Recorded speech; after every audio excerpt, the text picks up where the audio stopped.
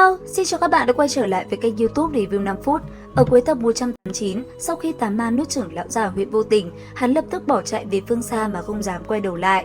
Khi thấy lão tổ bỏ mạng, huyện Phong Thần nhìn Vương Lâm chắp quyền nói: "Đạo hữu, trước đó Liệu Mi từng cùng huyện Vô Tình ước định, nếu không thể lấy mạng ngươi thì sẽ giao lại cho ngươi một túi trữ vật." Nghe vậy, Vương Lâm liền nhìn về phía xa, rồi lập tức hút lấy túi trữ vật kia bay tới. Nhìn qua bên trong có một viên đan dược và một khối ngọc giản. Rất nhanh, lấy ngọc giản ra, thần thức Vương Lâm tiến vào thì thanh âm Liệu Mi vang lên nói: "Đan dược là giải dược trong ấn khí của đứa nhỏ, phối hợp với một vị tu sĩ có thần thông lôi thuộc tính thì có thể hóa giải hơn phân nửa. Sư phụ khiến ta lưu lại bóng dáng của mình trong đạo tâm của ngươi, năm đó ta không làm được, nhưng hiện tại ta đã làm được rồi." Lời này vừa dứt thì cùng lúc đó ở bên ngoài, gió nhẹ thổi đến cuốn lên một chút bụi đất từ dưới mặt đất, thổi tới thân mình Liệu Mi. Dần dần, toàn bộ thân thể của Liệu Mi hóa thành những mảnh nhỏ, như những con bướm bay múa từ từ theo gió bay đi. Nhìn về nơi đó, Vương Lâm thấy dường như bóng dáng của Liệu Mi biến ảo giữa không trung, nàng cúi đầu khẽ mỉm cười rồi rời đi, xa khuất phía chân trời.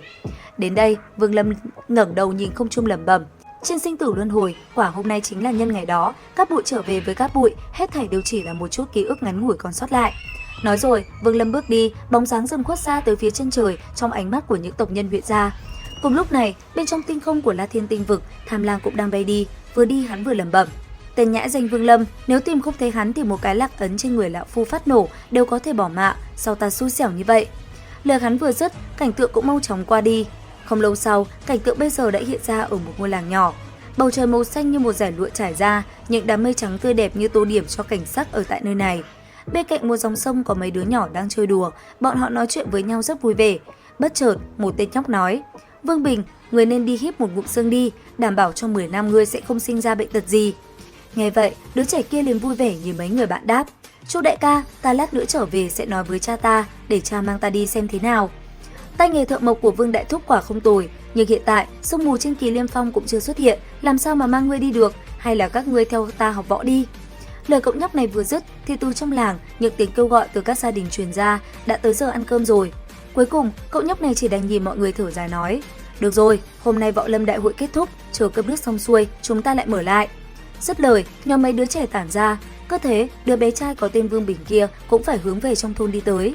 Đang đi, một vị đại hán nhìn thấy đứa bé liền cười hỏi: "Vương tiểu tử lại đi cùng với tiểu tử nhà ta mở cái gì gọi là võ lâm đại hội phải không?"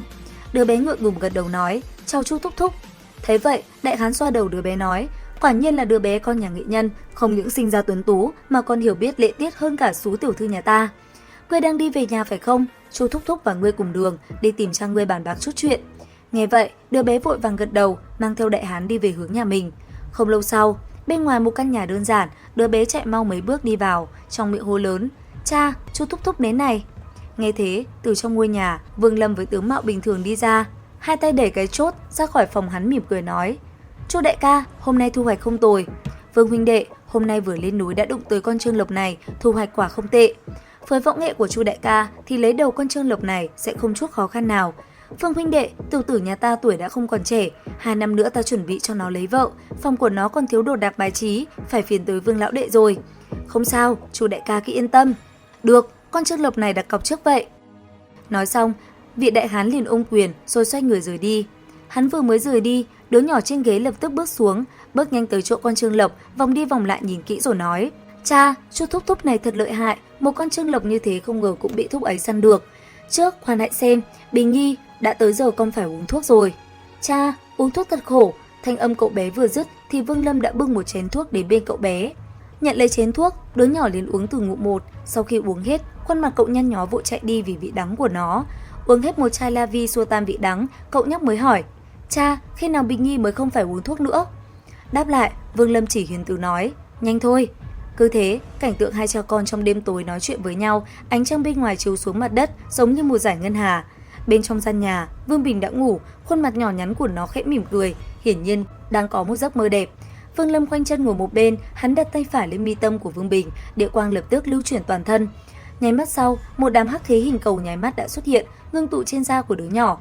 Dần dần, hắc khí này càng thêm nồng đậm, dưới sự lưu chuyển của điện quang, cuối cùng cũng thoát ra khỏi thân thể nó. Vương Lâm nhanh chóng nâng tay phải lên chụp lấy, rồi bóp nát, khiến hắc khí tan biến. Xong xuôi, nhìn con, Vương Lâm than nhẹ, kéo chăn lên đắp lại cho đứa nhỏ, rồi chuyển thân đi ra khỏi gian phòng. Trong sân, ánh trăng chiếu lên người hắn, khiến cho bóng dáng của hắn có chút cô độc. Nhìn trời, Vương Lâm nhẹ giọng lẩm bẩm: Đã 5 năm rồi. Dứt lời, Vương Lâm hồi tưởng lại cảnh 5 năm trước, Vương Lâm đi tới thôn Lạc Nguyệt này thì dừng lại. Lần này tới thôn, Vương Lâm còn dẫn theo một đứa nhỏ. Nó chính là oán anh kia, sau khi ăn vào đan dược do Liệu Mi lưu lại và được thần thông lôi hệ của Vương Lâm điều trị, oán khí trên thân thể nó tiêu tan rất nhiều. Chỉ có điều, nếu mỗi ngày không ăn được đan dược và hóa giải oán khí thì hắn sẽ vẫn như cũ, việc này cần một quá trình mới hoàn toàn có thể khu trừ được. Trí nhớ của Vương Bình đã bị Vương Lâm hủy đi, cho nó một cuộc đời mới. Tại bên trong thôn trang yên tĩnh này, tâm của Vương Lâm cũng dần bình an lại, rời xa giới tu tiên và phân tranh, chỉ còn một cuộc sống bình yên. Mỗi khi thấy Vương Bình đi ra ngoài chơi đùa với những đứa trẻ khác, trong đầu Vương Lâm đều nhớ tới chính mình năm đó. Dưới ánh trăng, từ bên ngoài sân truyền đến tiếng bước chân, một bóng dáng Tôn Thái tập tễnh dần dần đến gần rồi hỏi: "Đứa nhỏ ngủ rồi à?" Nghe vậy, Vương Lâm khẽ gật đầu, hắn không nói gì cả. Thấy vậy, Tôn Thái lại hỏi: "Ngươi tính bồi dưỡng đứa nhỏ này bao lâu?" "Một kiếp luân hồi." "Luân hồi ư? Ngươi không tính để nó tu đạo sao? Với tu vi của ngươi, đứa nhỏ này trên đường tu đạo sẽ dễ dàng đi rất nhiều. Thậm chí, so với một số trực hệ trưởng tử của một số tu chân gia tộc còn muốn thuận lợi hơn. Ta sẽ không để nó tu đạo, cả đời này sẽ không.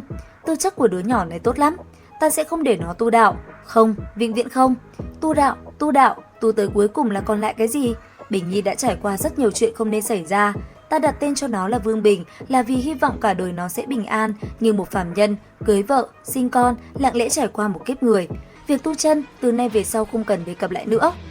Thanh âm Vương Lâm vừa dứt, hắn nhìn lên trời cao và cứ thế thời gian như thoi đưa, 5 tháng trôi qua, xuân đi đông lại tới, đã qua 5 năm rồi. Lại thêm 5 năm nữa, Tôn Thái càng thêm già nua, nhà của lão ở ngay bên cạnh nhà Vương Lâm, lão chỉ thích ngồi trong sân, nhìn lên trời cao, nhớ lại một thời huy hoàng. Cùng lúc đó, Vương Bình đã 10 tuổi, nhưng so sánh với những đứa nhỏ đồng trang lứa trong thôn khác, Vương Bình thoạt nhìn rất yếu. Ở bên cạnh lão, Vương Bình cũng mặc áo bông thật dày, nhìn lên trời mà ngẩn người. Thấy vậy, Tôn Thái hỏi nhỏ: "Bình Nhi, làm sao không đi với phụ thân ngươi, tới chơi với lão nhân này làm gì?" "Cha con không về ạ, Trương Thẩm Thẩm lại tới nữa." "Đứa nhỏ này, yên tâm đi, phụ thân ngươi sẽ không đồng ý đâu." "Không chắc, Tôn Gia Gia nhìn xem, 3 năm qua, Trương Thẩm Thẩm đã tới đây vài lần, ta đã tính rồi, tổng cộng là 12 lần. 12 lần đó, đại bộ phận tỷ tỷ trong thôn này cũng tốt, kiểu gì cha ta cũng hợp ý mất."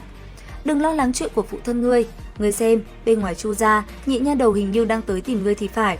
Nghe vậy, Vương Bình giật mình, cậu vừa ngẩng đầu nhìn ra ngoài sân thì một cô bé cất tiếng gọi: "Vương ca ca, ca có ở trong đó không?" "Ta không ở đây, muội đi nhanh đi." Nói rồi, hắn đi ra sân, không thèm nhìn tới cô bé ánh mắt trông như nước kia đang chạy tới bên mình. Tôn Thái nhìn tới đây, không khỏi mỉm cười, vẻ hiền lành căng đậm trong mắt. Thế nhưng chứng kiến cảnh tượng ấy, Vương Lâm lúc này lại khác với Tôn Thái, hắn cau mày, khuôn mặt không ngừng toát ra cái vẻ cười khổ. Thấy thế, bà mối từ phía sau Vương Lâm đột nhiên cất lời hỏi: "Vương gia huynh đệ, ngươi xem Bình Nhi cũng đã 10 tuổi rồi, đứa nhỏ này mệnh khổ, không có mẫu thân bên người, nữ nhi Triệu gia trong thôn rất tốt, ngươi còn chuyện gì không hài lòng à? Việc này hay là quên đi." "Vương gia huynh đệ, ngươi tội gì phải vậy? Ta biết ngươi si tình với nương của Bình Nhi, cho nên vẫn không tái hôn, nhưng cái ngày đó vẫn phải quên đi." Đúng lúc này, Vương Bình hung hăng để cửa đi vào, trừng mắt liếc nhìn bà mối một cái, ngồi ở bên cạnh không nói lời nào. Mắt thấy bà mối còn muốn nói gì nữa, Vương Bình lớn tiếng nói: "Cha, con đói bụng." Thấy thế Vương Lâm nhìn bà mối cười, việc này coi như không có đi. "Quên đi, người không muốn cũng không thể cưỡng cầu được. Tuy nhiên Vương huynh đệ, người nếu có coi trọng ai đó, nhất định phải nói với ta nha." Nói xong, bà mối quay đầu nhìn Vương Bình, giơ tay muốn xoa đầu nó. Thế nhưng Vương Bình hừ nhẹ một tiếng, lùi về sau một bước. Thấy vậy, bà mối chỉ có thể thở dài rồi rời khỏi căn nhà nhỏ. Bà ta vừa đi, Vương Bình vội vàng lên tiếng nói: "Cha, người..." "Tiểu hài tử, chớ nghĩ linh tinh, Trương Thẩm Thẩm của ngươi cũng là có ý tốt, lại đây uống thuốc đi." "Nhưng Thẩm Thẩm tìm cho Bình Nhi một mẹ kế à?" Cha của Nhị Hổ Tử trong thôn tìm mẹ kế cho nó, kết quả Nhị Hổ Tử mỗi ngày đều cơm ăn không đủ no, còn bị mắng suốt. "Được, ta đáp ứng với con, không tìm mẹ kế cho con là được rồi chứ gì, uống thuốc đi." Nghe vậy, Vương Bình vui vẻ cầm lấy bát, một ngụm uống hết chén thuốc trong thích thú. Uống xong, đứa nhóc nhìn Vương Lâm nói: "Cha, có Bình Nhi với người sẽ không cô độc, chờ Bình Nhi trưởng thành sẽ hậu hạ người mãi tới khi già." Nghe thế, Vương Lâm cười cười, hắn xoa đầu Vương Bình rồi đi ra khỏi nhà, rồi tiến về phía một chiếc bàn bắt đầu tạc tượng. Vương Bình đứng ở bên cửa sổ nhìn phụ thân, bất giác nó nhớ lại ngày đó, trong lúc vô ý mình đã hỏi phụ thân, mẫu thân của mình ở nơi nào. Lúc ấy, vẻ mặt của Vương Lâm rất là kỳ quái, cảm giác như suy sụp. Kể từ đó, Vương Bình cũng không một lần hỏi về mẫu thân nữa. Cứ như vậy, thời gian lại một lần nữa trôi nhanh đi, nhìn Vương Bình mỗi ngày yên ổn lớn lên, Vương Lâm đối với thiên đạo cũng không chấp nhất theo đuổi nữa, mà lấy một loại tâm tình của phụ thân, yên lặng chăm chú nhìn Vương Bình. Và tiếp theo, đoạn tình cảm cha con giữa Vương Lâm và Vương Bình còn tiếp diễn thế nào? Theo dõi kênh YouTube Review 5 phút để biết thêm chi tiết các bạn nhé. Xin chào và hẹn gặp lại!